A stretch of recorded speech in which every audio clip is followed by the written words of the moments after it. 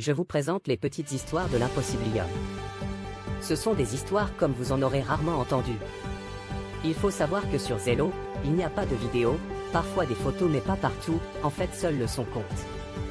Le son de votre voix, ou de tout ce qui peut bien se trouver autour de vous. Afin de reproduire le plus fidèlement cet esprit, il n'y aura pas d'image durant la diffusion de l'histoire. Je vais vous demander de vous prêter au jeu et de vous imaginer absolument tout, comme le font les usagers sur Zello.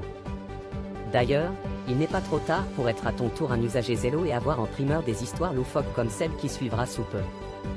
Vous y ferez la connaissance de personnages hauts en couleur, créateurs d'un monde à part. Alors sur cela, je vous donne rendez-vous sur Zello et je laisse place au grand dévoilement des petites histoires de l'Impossibilium. Bonne écoute. Les petites histoires de l'Impossibilium. Ce n'était pas par hasard que cette petite équipe d'enquête du paranormal se rendait dans des lieux aussi lugubres et étranges. L'équipe avait été invitée par les descendants des propriétaires bâtisseurs. Selon le client, il y aurait plusieurs phénomènes sans explication rationnelle. Il voulait une expertise de professionnel, car il désirait en reprendre possession. L'équipe d'enquêteurs du paranormal avait des instruments variés pour aider à détecter l'activité paranormale. Chacun des membres avait son rôle et ses instruments à installer. De façon très professionnelle, l'équipe s'installait et plaçait les caméras et autres instruments. Le propriétaire principal ne voulait pas être présent, il disait avoir trop peur des lieux et ressentait que ceux qui la hantaient ne voulaient pas de lui.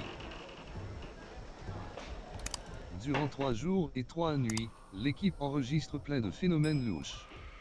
À chaque fois 2 membres devaient trouver des causes plausibles, comme du vent, la tuyauterie, la noirceur, l'hallucination collective. Il y avait un spécialiste de l'image des technologies qui analysait toutes les images prises avec les caméras et instruments variés. Selon ce spécialiste, les lieux étaient plus qu'hantés. Il n'y avait aucun membre qui ne pouvait contester que la place était hantée, au plus grand désespoir du propriétaire.